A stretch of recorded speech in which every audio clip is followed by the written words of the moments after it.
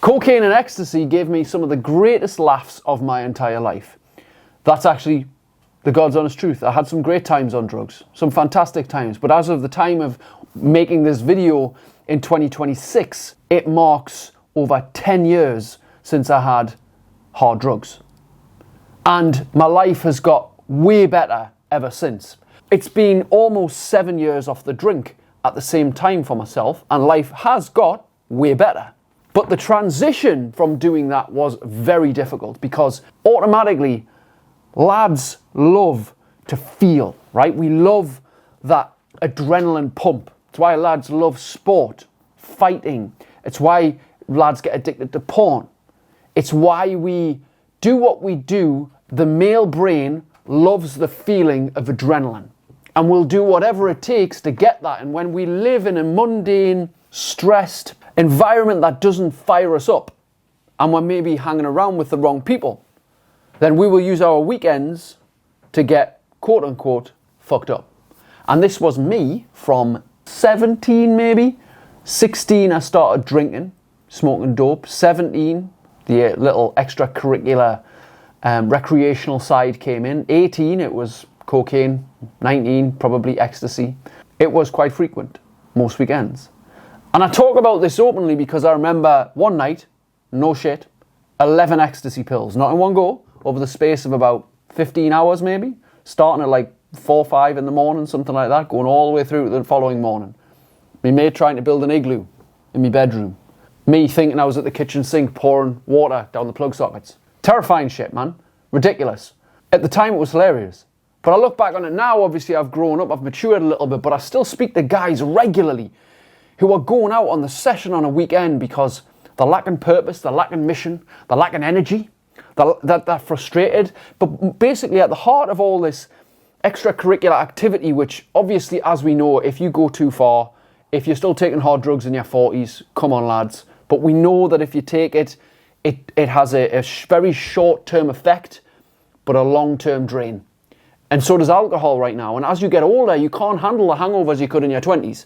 Like in my 20s, I could get up the next day, have something to eat, go out for a bit, and then get on it again the next night. You couldn't do that in your 30s, let alone your 40s. So drinking obviously causes a problem as we age as well. And obviously there's more and more people embracing sobriety and understanding this, but it's a difficult mindset for a lot of lads to get out of. I mean, even if you're not taking hard drugs now, if you're regularly drinking and you're feeling low and your energy's not great, it's a hard mindset to get out of. So I'm going to talk to you a little bit here on how I transitioned from weekend warrior. I never really drank or took drugs during the week. I would go to my job as a plumber and I would work hard, and the weekends were party time for me. But eventually that took its toll. Depressive thoughts, suicidal thoughts, real low energy, not very nice to be around, lethargic, tired, frustrated, troubled, just not with it, right? And I didn't like that cloudiness in your head, that sort of getting up with that real dry mouth and never feeling clean in your gut, or you feel a bit dirty after you've took things. Do you know what I mean? You get what I'm saying? It just didn't sit with me.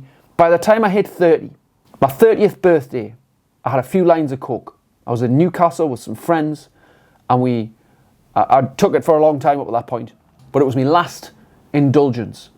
10 years ago, I've just recently hit 40, and I feel way better than I did at 30. I've got more clarity, I've got more strength, I've got lower body fat levels, I've got more focus, I'm earning more money, I'm helping more people, I'm more of an asset to people. I feel like I've got a stronger sense of purpose, I've got a mission that gets me out of bed, and that wouldn't have happened had I continued a lifestyle of drinking drugs. I wasn't addicted by any stretch, but I was in some way addicted to the buzz, the adrenaline. And when that's missing, us lads feel like we're missing out.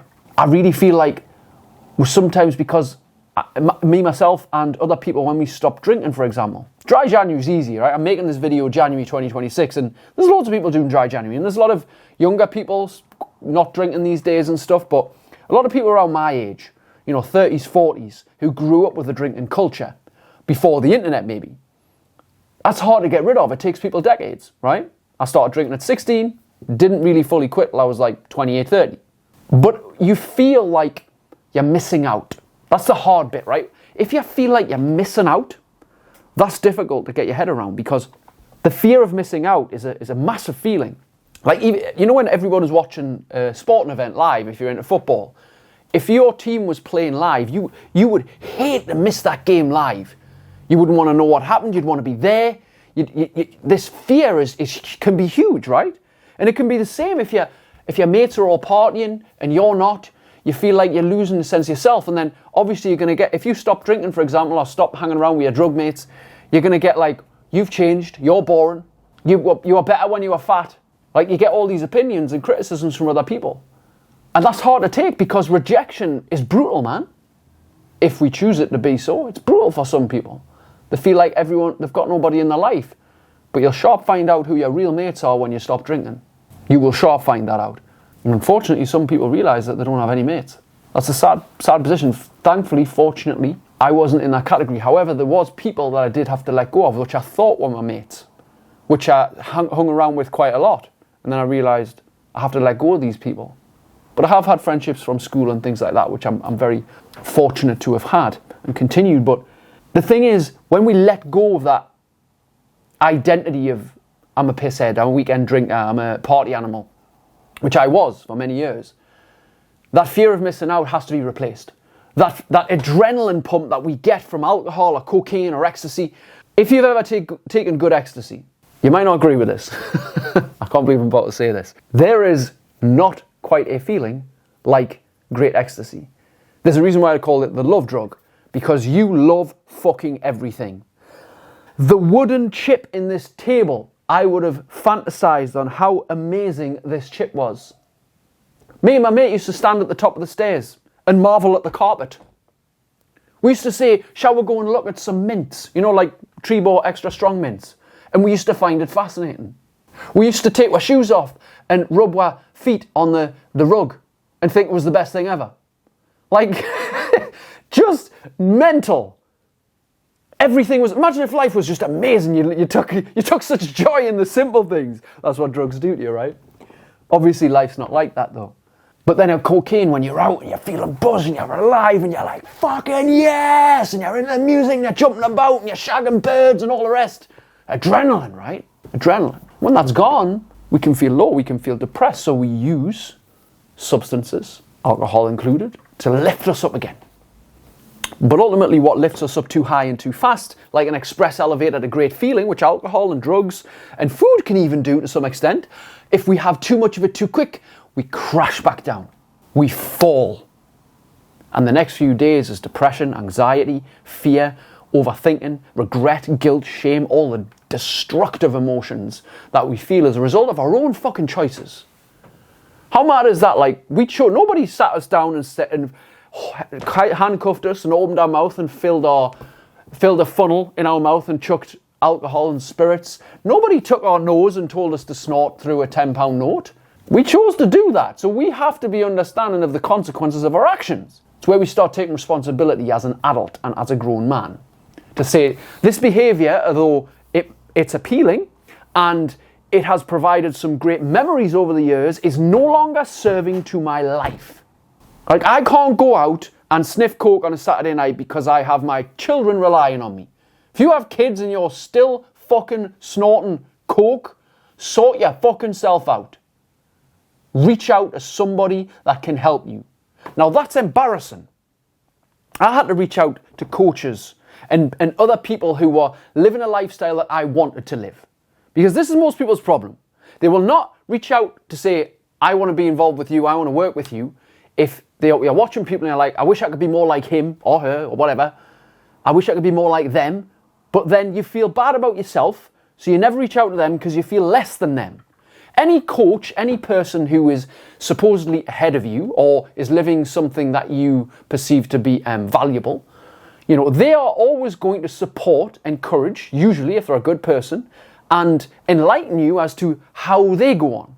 So if you were to approach them and you say, how did you do it? They'll say, well, I did it by following this or doing that or whatever. Like, usually people who are doing all right for themselves will like it when you ask for help. But it's hard to do that as a struggling man. It's difficult to say, I need to get off the drink, I need to stop taking drugs, I need to do this and that. I had to have those uncomfortable conversations of, I can't go out and party and sniff drugs anymore.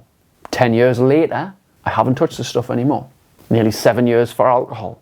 Again, it's difficult because what do you replace it with? Because you can't just then, like, you'll just be flat. What do you just get into family mode, dad mode, work mode, and then all you want to do when you want to release is just go out and get pissed. Or then what you do is you don't go out anymore, you don't take drugs, but then you buy the cans in the house. Now, I never actually did that. I was always one for going out. I was like the party, be round people. I never drank in the house. I hated that. Sometimes I would before I went out, but my routine was vodkas on a Saturday night. Treble vodkas, usually at Gotham Town in Newcastle, if you remember that. They did like trebles for like £3.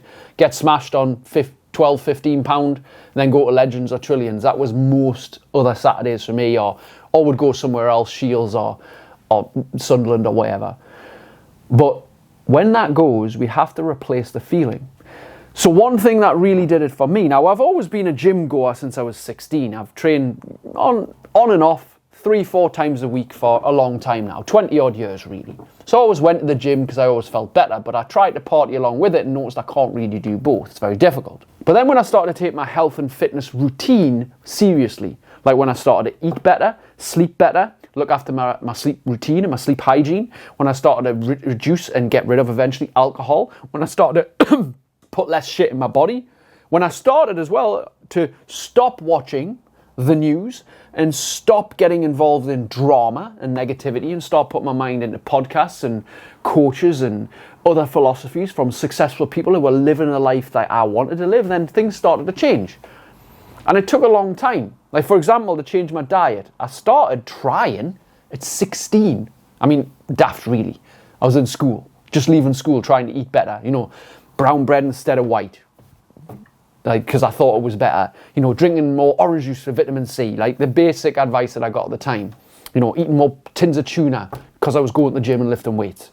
I tried to do bits of that, but every weekend I'd fall off. And it wasn't until I was about 26, 27, a decade later, till I actually adopted clean eating more regularly. And as time's gone on, now I'm 40, I eat cleaner and fresher and better than I ever have, more regularly. And I can still eat a pizza and have some ice cream and chocolate on a weekend, no problem.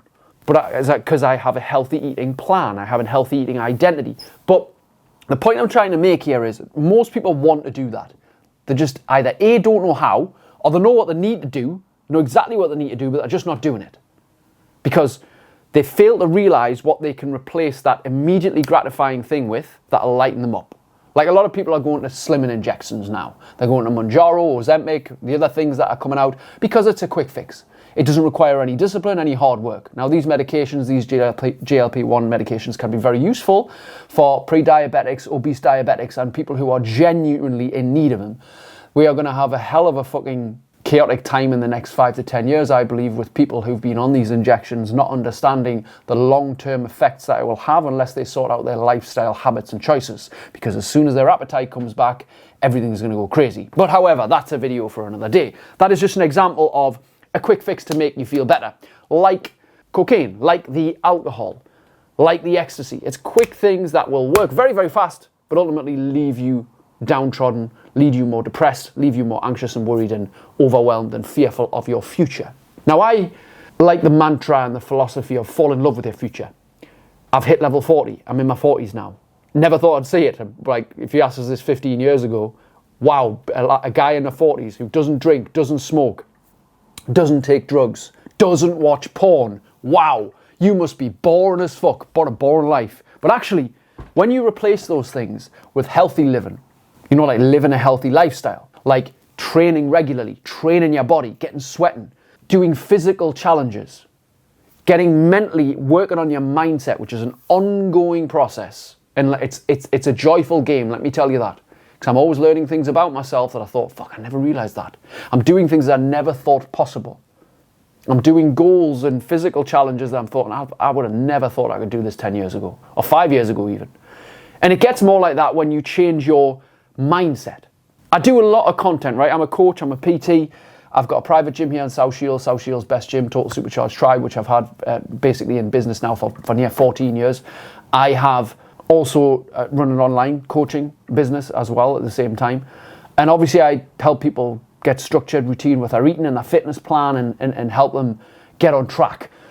But I noticed over the years that everyone kind of knows what to do. They know they need to get to the gym, move more, eat less crap, monitor their alcohol intake, eat less chips and pizza and processed food, and eat more fruits and vegetables and meats and things. They know what to do. But the reason they're not doing it is because of the mindset, the way the mind is set. So I'm way more fascinated, and 80% of what I talk about, 90 even, is to do with this. Because when you crack this, you don't need to do this. When you crack this, you don't need to do this. When you crack this, you don't need to scoff with all the shit in your mouth. When you crack this, everything cracks here.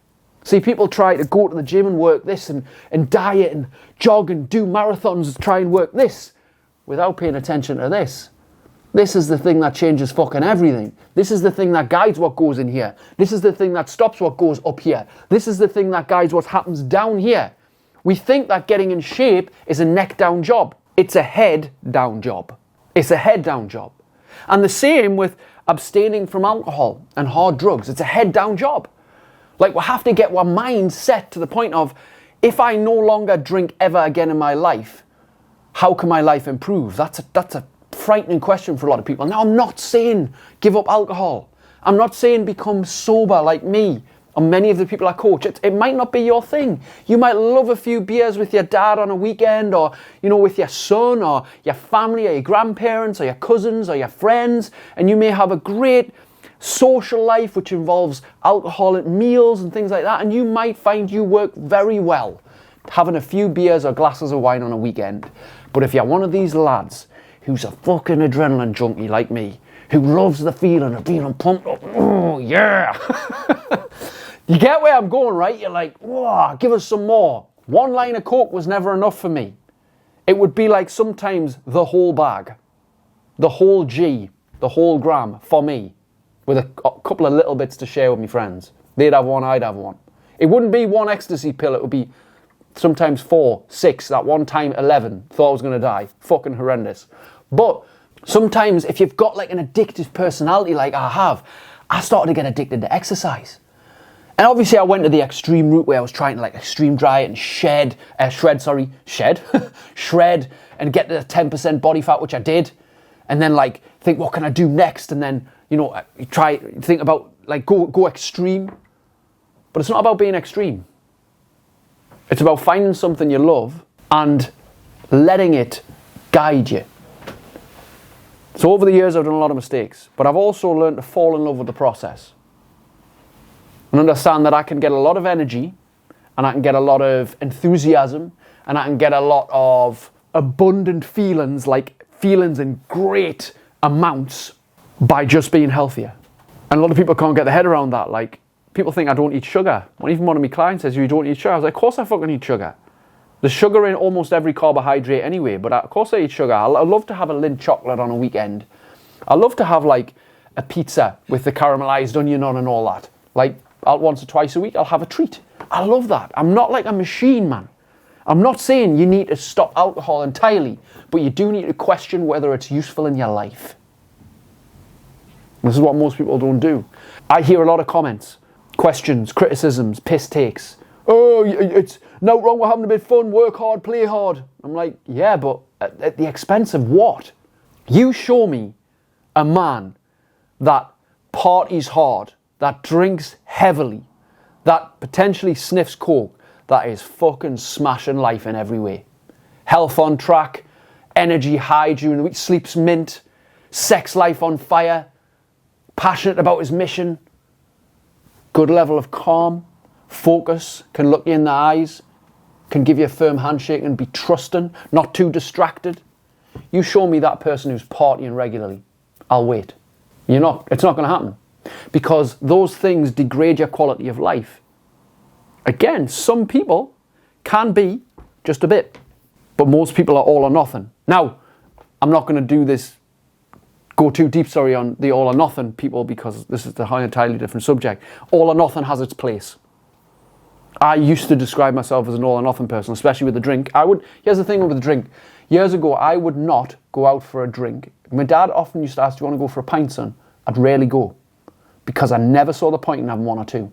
I'd go out for a session. I'd want to go, I'll have a I didn't really like lager, so I used to have the odd shandy. I'll have a shandy or two, and then I'll be on the double vodkas for the rest of the night, because vodka, lime and soda was my drink of choice, or vodka Diet Coke. And then Jaeger bombs at the end of the night, and whatever else, spirit-wise, cocktail, things like that. Spirits were my thing, not beer and lager, but alcohol, I used to think was there to be over-consumed. I couldn't just enjoy a little bit. Now, could that have changed over my life? Maybe. But I just choose to not have it in my life. At the end of the day, it's poison. It's literally poison. You probably already know that. It's actual, literal, liquid poison. But most people, especially British culture, can't understand the fact that we can abstain, and a lot of people do for a long period of time, and we can have a greater life as a result. But likewise, there is evidence of people who can have the odd one here and there. But for most, even if you're not a fully blown alcoholic, alcohol does not accentuate your life. It does not accelerate the progress in your life. It does not speed up your energy. It actually inhibits your REM sleep, so you can't recover fully. It will also lead to a whole host of potential higher risk towards serious health problems later in the line. Not to mention, one of the number one contributors of cancer is obesity and alcohol-related obesity. But that's, again, a video for a different day. Today is about this thing. Because you get a handle on this thing works. You get a handle on this thing, everyone benefits. You know who benefits the most? You. You benefit. But everyone around you does as well. And it's hard to grasp. It's a hard concept to grasp. So, the whole point of this, I know I've elaborated quite a bit here. It's kind of like a podcast, this, isn't it?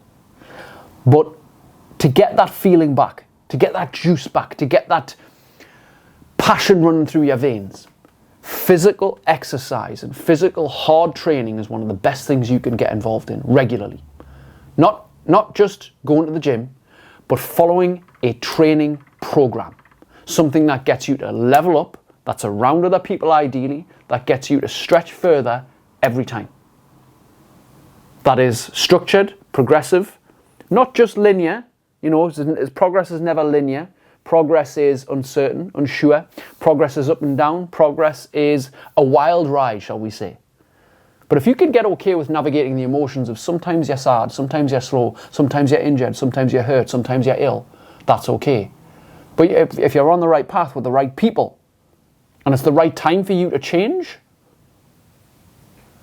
life can get abundant, life can get happier, life can get stronger, life can get more confident, you can get more assurance, you can get more experiences, you can get more liveliness, you can get more vitality, you can get more of everything that you want and desire. But you have to be willing to work for it. You have to be willing to sometimes say the way I'm operating right now is not serving me. So I need to think of a different approach. And there's many approaches out there. And I am not one for hard selling as such. I can be given a nice nudge or a push when required, because we all need that kick up the arse at the end of the day. But if what I've said in any of my videos, in this video or any other, has motivated you to move toward me, send me a message. Send me a message. Let's chat about getting you in the right lifestyle. If it's not me, that's okay too. Find someone else. Just stop trying to do it on your own, man. That was the thing that I realized I couldn't do. When it came to getting off the drink, I couldn't just willpower never worked, because my environment always overtook me willpower. I'd try and do it, and I'd last a few weeks, but then I'd be back to it because of the people I was hanging around. Willpower doesn't work. Your environment does. Who you're spending time with, and how you're spending your time, and where you're spending your time. If you're hanging around better people, if you're hanging around people who are on it, ahead of you, and not looking at them to be, I'm comparing them, and it's comparison is the thief of joy. No, comparison can be the seed of opportunity. If you can say, I wonder how they did it. What advice and knowledge can I get from them? What inspiration, energy, and motivation can I extract from that person just from being around them? That's very important, that.